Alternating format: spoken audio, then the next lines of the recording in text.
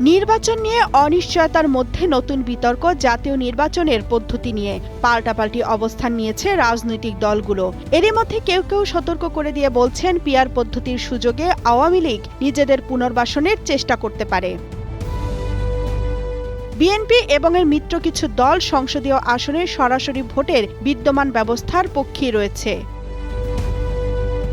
জামায়াত ইসলামী আন্দোলন ও খেলাফত মজলিস সহ কয়েকটি ইসলামপন্থী দল আনুপাতিক প্রতিনিধিত্ব বা পিআর নির্বাচনী ব্যবস্থার দাবি নিয়ে এক ধরনের জোটগতভাবে একটা অবস্থান তুলে ধরতে চাইছে। এর সঙ্গে গণ অধিকার পরিষদও রয়েছে। এই দাবির পক্ষের অন্য দলগুলো নির্বাচনের পদ্ধতি বদলানো এবং স্থানীয় সরকার নির্বাচনের দাবি তুলে তারা সরকার ও একই সঙ্গে বিএনপির ওপর চাপ তৈরি করতে চাইছেন। আর এমন প্রেক্ষাপটে সরকারের অবস্থান এখনো অস্পষ্ট।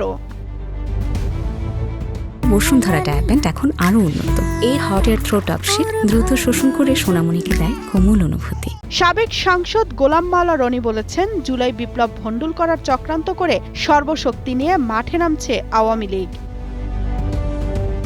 এদিকে বাসস মহাপরিচালক মাহবুব মোর্শেদ লিখেছেন, সংখ্যানুপাতিক বা প্রপোর্শনাল রিপ্রেজেন্টেশন বা পিআর বা পির পদ্ধতিতে আওয়ামী লীগের প্রার্থীরা ভিন্ন কোনো উপায়ে সংগঠিত হওয়ার চেষ্টা করবে। অপেক্ষাকৃত ক্লিন ইমেজের লোকদের দিয়ে জাতীয় পার্টি বা বাংলাদেশ কমিউনিস্ট পার্টির টিকিট কিংবা স্বতন্ত্র প্রার্থী হিসেবে যদি মাঠে নামে তবে পরিস্থিতিটা কি দাঁড়াবে?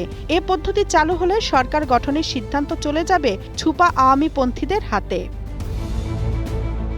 তামান্না তাহসিন খান, কালের কণ্ঠ।